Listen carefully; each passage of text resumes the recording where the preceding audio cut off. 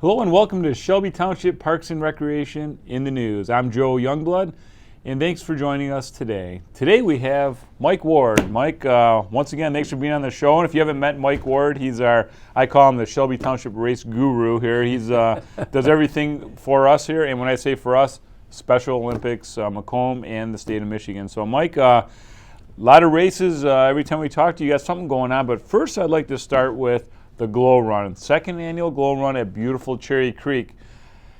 Give us a little overview of how it went, and I think we have some footage of it also. So first of all, how was registration, and did you guys have good weather this year?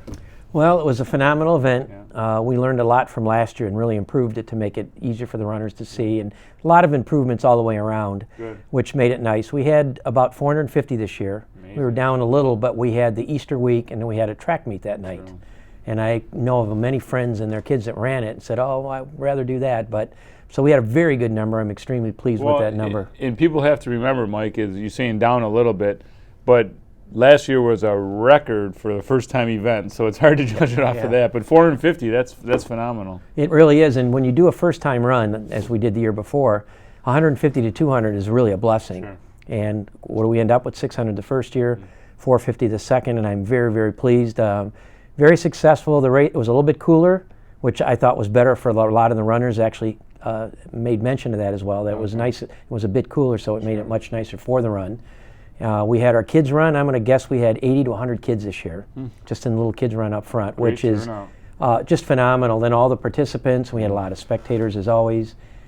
It was just all the way around a great, great event. So it seems like a nice family event. We got the kids, mom and dad, grandma and grandpa. I've seen some pictures on Facebook and so on. Just a lot of families there. There was. Mike Adams, of course, from your group here was there as well with his family, participates. He ran a great time, too. I didn't get to see that. It was 450 of them. Second place in his division, so it was very impressive. There you go.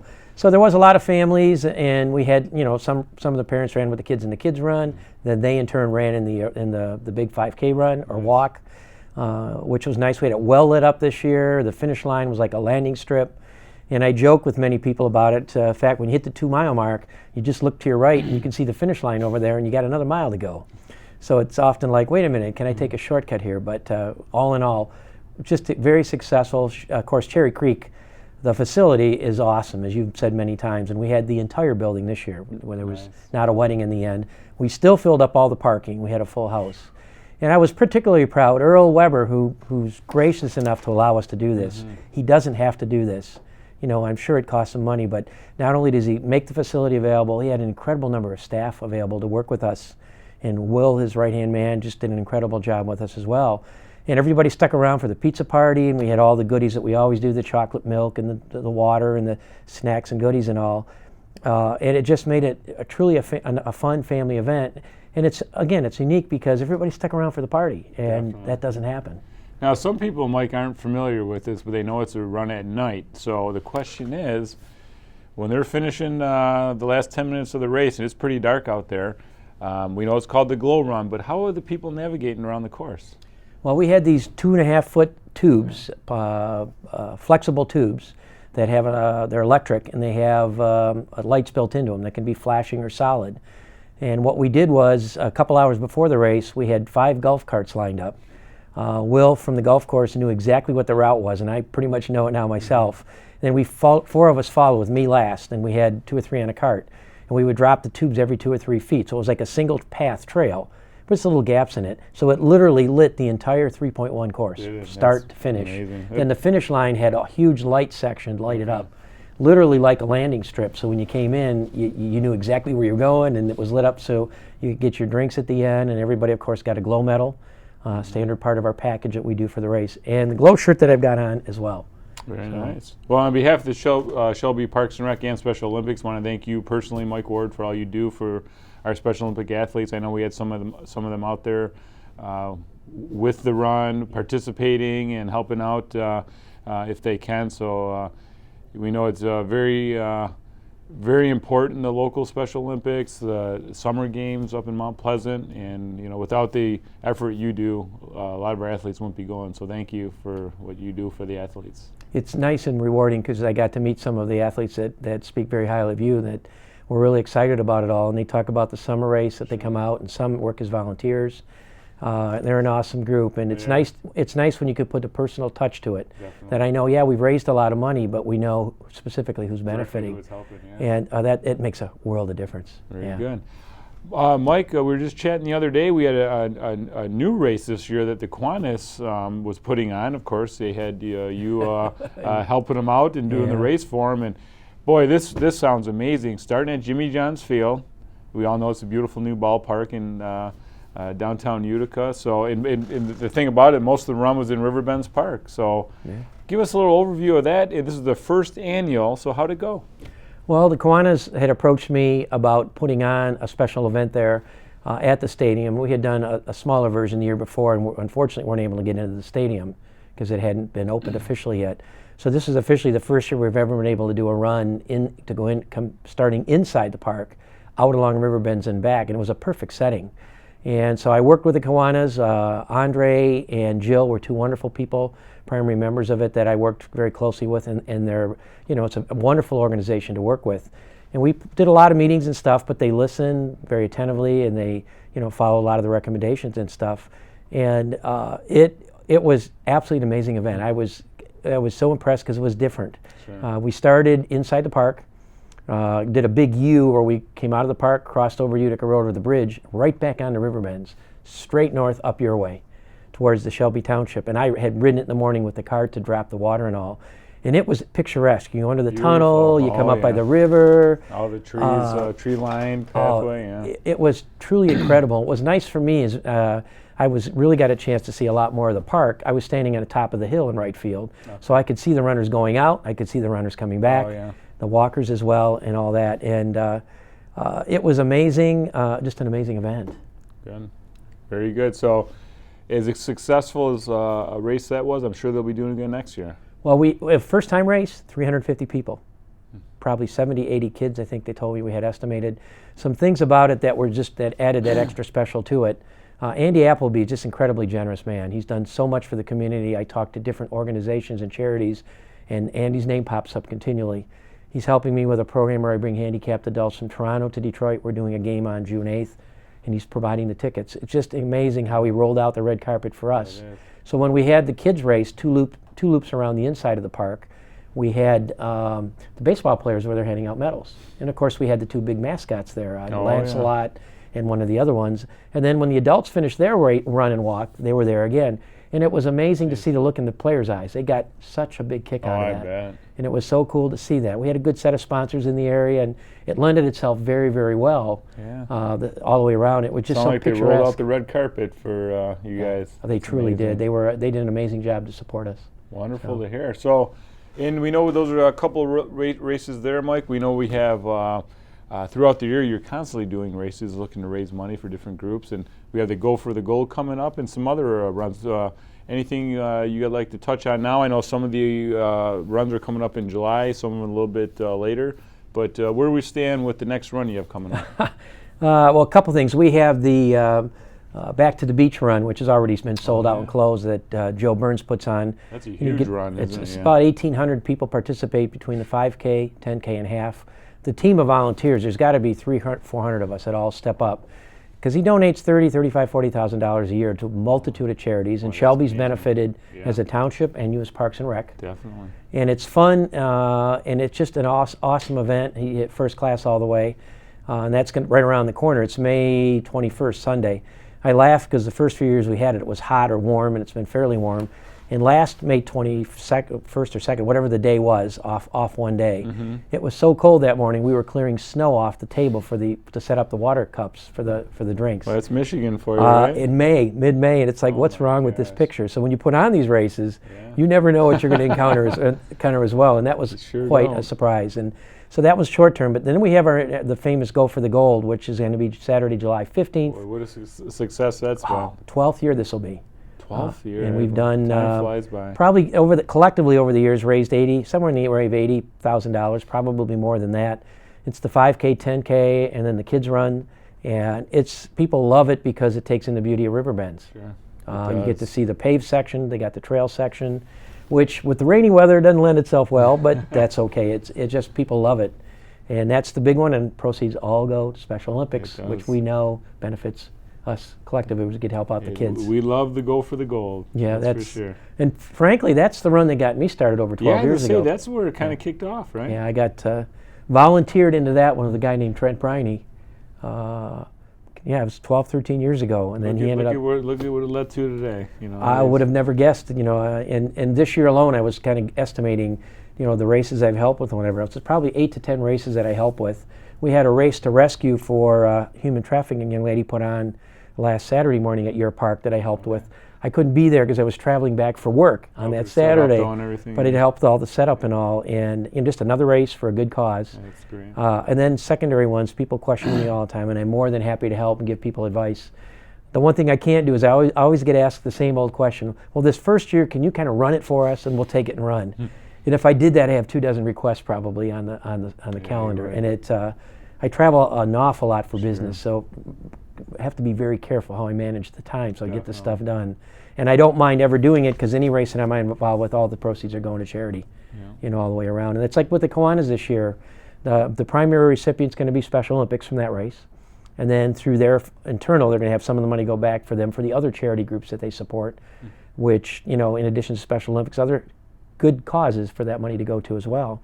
And with 350 people, I know they did pretty well. It's nice to know, you put on a good event, you have a lot of fun, and next year we're going to pack it even more. That's for sure. Well, Mike, we appreciate all you do. And one wanted to touch on, I know Hanson's, you do a lot with them and a lot of the race pickups, and they seem like it's been a nice team effort, somebody for you to work with. And why don't you just tell us a little bit about your relationship with Hanson's?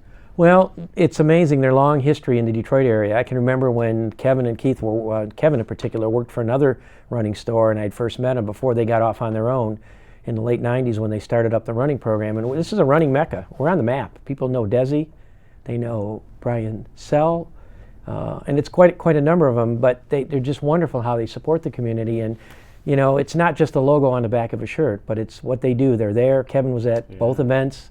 And Keith, usually if they're not both there, it's one of them's either got a kid event in their family or they're with the professional runners. They're elite runners. They're out somewhere else. But they put all of our flyers up in the stores, and they do that for us. We give them to one store. They distribute them. They'll have a discount night, or usually the day you do package pickup, usually a day before your race. They host it. They give 20% off, so a lot of people will come in and say, I didn't realize they did all that. Jeez. And then, amazing. They donate the gift cards, the $25 gift cards. They go to all the winners in the 3 major groups, male, female groups. They're there, they help, they bring the runners in. Fast Bob Busquart, who's with Eastside Timing, is part of them. And he helps coordinate, and collectively we do so much. And it's great. Without them, wouldn't happen. Exactly. So it's a good thing to see, to have somebody like that so dedicated. Well, that's wonderful. Mike, any other runs coming up that we missed here you want to touch on? Those would be the big ones in our respective area. You can always check the Hanson Running Store, go to Utica, and just start at the end and go right to left, oldest to newest. If you go to the Macomb Race Directors Association, which I belong to now, we have a Facebook listing out there that lists all of the races that we collectively work as a group. Yeah, so it's a great resource for all the runners out there to see where they want to sign up. And if people are looking to put on an event or looking to see what's going on, they can always contact us through there. And I'm always available if people want to just give me a call and talk about something that they're looking to do. I can ask the 2 or 3 important questions up front, which then they find out whether they really can put on a race or not. So there are certain things that automatically up front can filter that right out, but I'm more than willing to help. And it's good knowing it's going for good cause. Definitely. So. Very good. Mike, thanks again for being on the show today, and thanks for all you do for all the it's a pleasure. Special needs members in our area. Thank you. All right. Till next time, we'll be right back after these messages with Shelby Parks and Rec. The picnic shelters at Riverbends Park are available for rent as far as 1 year in advance at our Parks and Recreation offices. Reservations are available for the Bittersweet, Hickory Grove, and Mapleview shelters.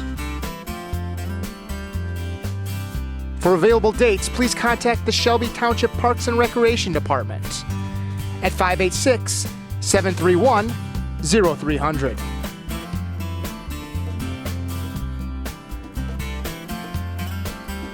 Amenities include a number of picnic tables, 8 grills scattered throughout the park,